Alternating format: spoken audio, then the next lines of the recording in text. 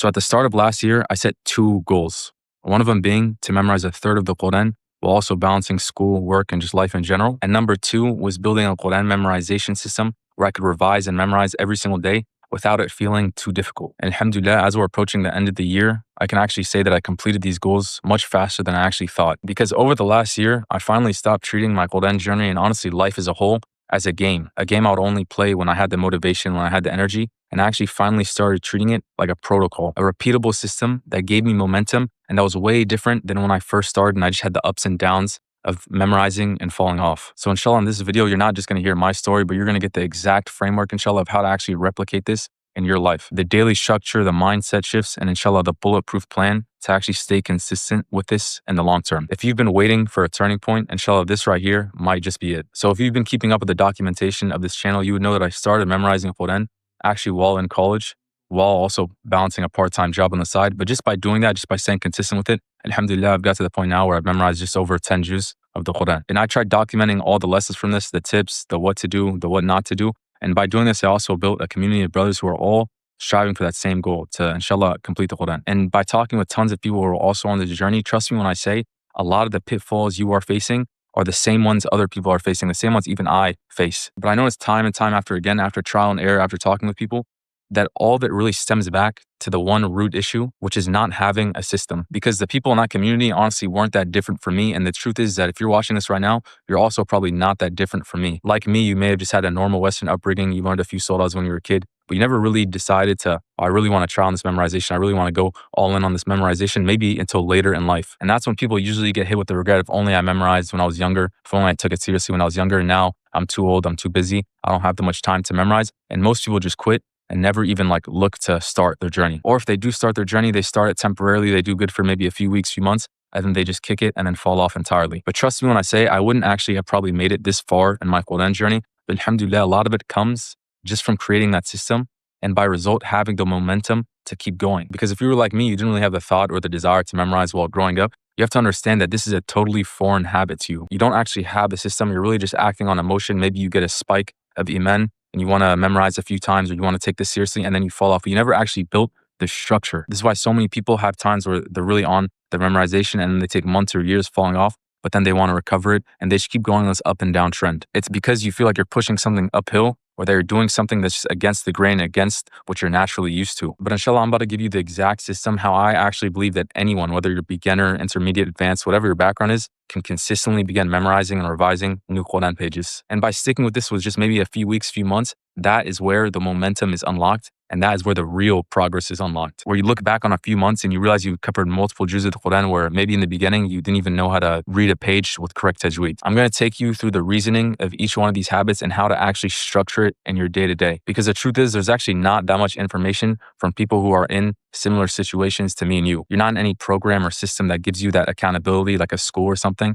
where you're forced to memorize Quran. It's really just you and this desire that you have. A lot of the information out there is not really catered to this kind of demographic. ChatGPT will give you a broad general answer. Online, you'll find information that might be dedicated to students of knowledge. But to make significant progress with people in our type of situation, it really just requires that trial and error. Chapter 1, implementing the habit. So when I started memorizing Quran, I didn't even know how to read the Quran properly. I didn't know how to read Arabic properly or any of the rules of tajweed. But for the sake of this video, I'm going to assume that you do know. And if you don't know, you can honestly learn much quicker than you think. So don't be too worried about it. If you want more info on that, just feel free to join our Quran community and I can help you inside, inshallah. But one of the lessons that I learned when I was actually starting to learn tajweed, not even memorizing the Quran, is the importance of taking things slow. My online teacher and I would just go through a few pages of an Arabic kids book, a tajweed kids book on the weekend. And then throughout the week, I might just dedicate 15 minutes, 30 minutes to just self-learning. And what was surprising to me is even just within a few weeks, I was already able to read the Quran, even though it was a little choppy and it was really slow, but I could already do it and I was already familiar with the rules of tajweed. But things actually started to change when I started to memorize Quran like for real. When I started memorizing Juz Amma,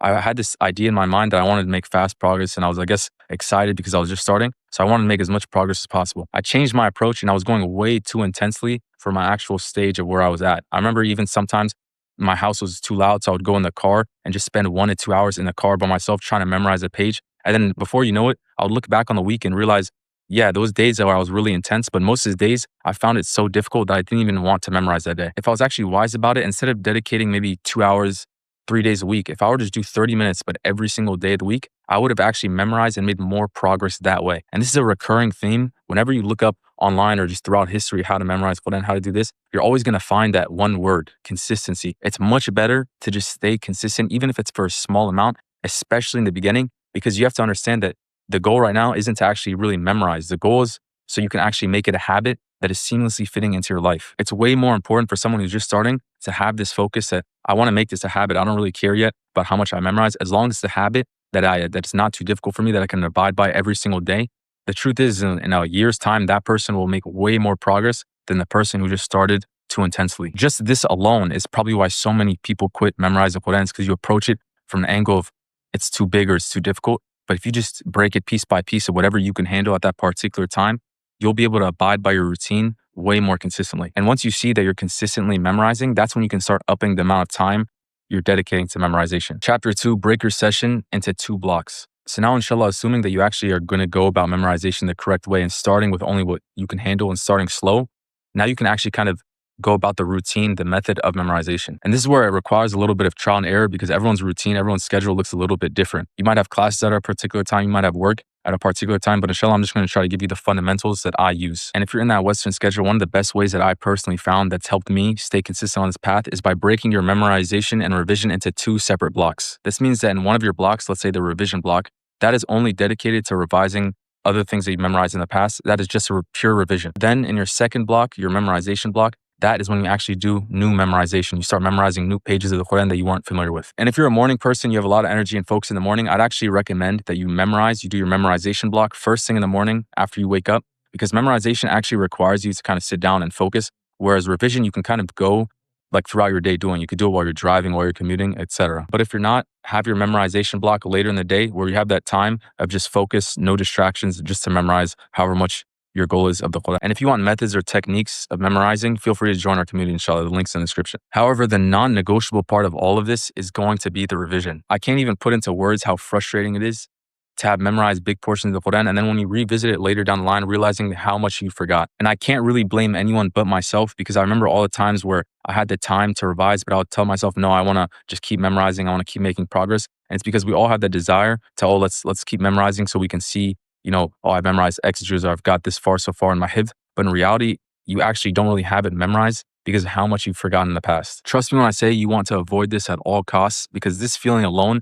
is why I've talked to so many people who have memorized the entire Quran, but then fell off because they've seen how much they slacked on the revision. And this brings us to the next chapter, which is chapter 3, the ratios of revision and memorization. So like I said, one of the biggest reasons people might quit or fall off their memorization journey is because they realize how much they were lacking in revision. Honestly, I believe that almost anyone can memorize a third of the Quran, half the Quran, maybe even complete the entire Quran, but it takes a whole different skill set to actually hold on to it. Being able to hold on to it, being able to recall it, having it like deep in your memory is actually the harder part. But if we're being honest, that's the part that we're actually chasing. So you might be asking like how much you personally should revise. And after researching and just trial and error, the answer is that it actually depends on wherever you are in your memorization journey. Obviously, if you're just starting out, a ratio of like 1-to-1 could be enough because you don't really have that much memorized. This means there's an equal ratio between how much you're memorizing and how much you're revising. So let's say if your goal is dedicating 2 hours of Quran a day, the first hour might be revising, the next hour might be memorizing something new. However, the more you progress in your memorization, this ratio needs to increase. And the ratio should lean way more to revision. So let's say you still have that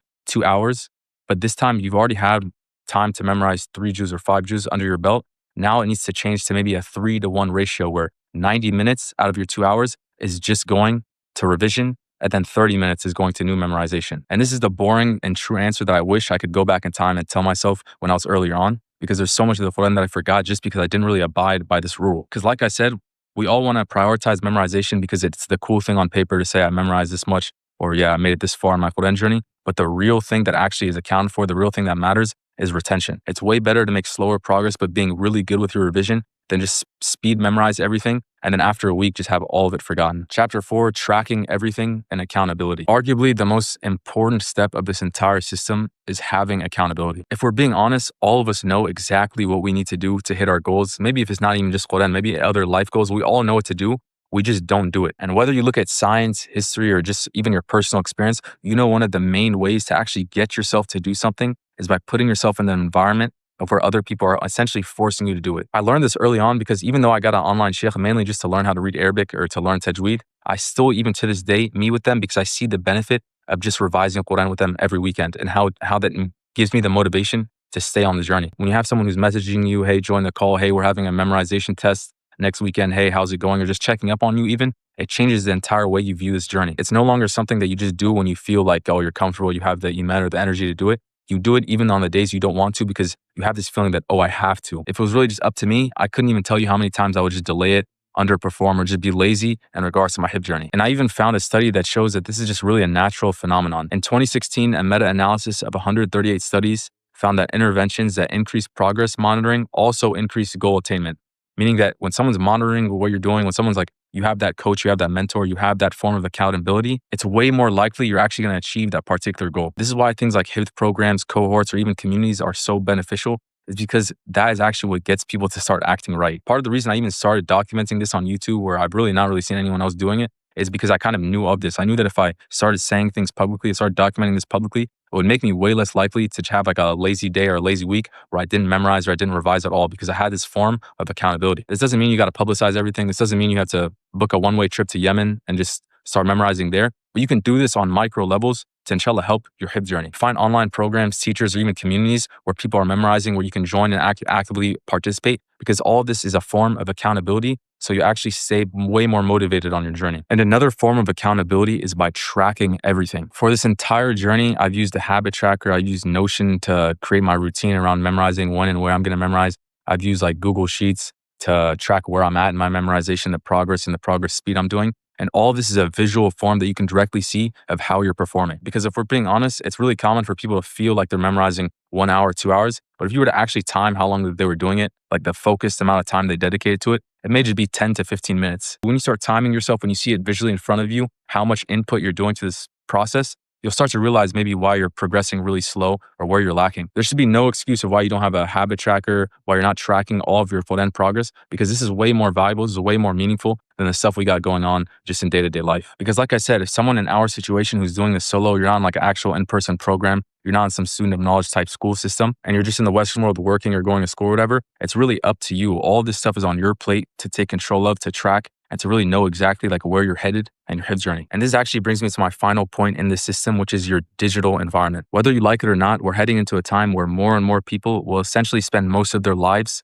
living through a screen. Assuming you're 18 to 25 right now, the vast majority of your life will probably just be spent doing things that are obligatory, like sleeping, eating, commuting, working, school, meaning you only have a small portion of actual intentional time that you can dedicate to things. But the truth is, even this maybe like 10 to 20% of your life that you actually have intentional decision-making capabilities over, the vast majority of people would just dedicate this to entertainment. And a lot of the times it's not even intentional. It's just the fact that all of this stuff has been made so addicting. So as soon as you open your phone or your computer, you just go down the rabbit hole. Imagine, inshallah, we get the chance to arrive at the age of whatever, 60, 70, 80, and you look back and you realize how much time you wasted in what you could have done. If this doesn't scare you, I really don't know what will, because all of this really comes down to just very small choices that we make in our day-to-day life. Instead of just watching a YouTube video during your 30-minute commute or during your break or whatever, just revising Quran that day could add another layer of strengthening to your memory. Now imagine stuff like that becomes a part of your identity to the point you're just doing it years and years and years from now without even realizing it's, abnormal, and not many people do that. That adds up to like hundreds and hundreds of hours of just revision, just passively, just while you're doing your everyday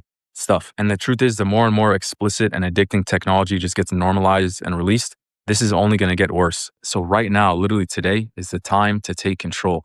Download the app blockers, do all the hacks that you can do to your phone or computer to make it less addicting. You might even have to get on the trap phone, whatever you can do to just free up your time to make it so you're making more of those better decisions, because all of that time adds up. You see, you could watch this video and you could treat it like any other form of, mindless content that you might see on your feed, or inshallah, you can actually take action on it, because the truth is, we might not even live to see next year. And inshallah, that video is a benefit. And if you're looking for a place where you can revise Quran, where there's a community of over 600 people, all kind of giving their knowledge, their personal experience, their tips in regards to this memorization journey, feel free to join the community in the description. And inshallah, I'll see you inside.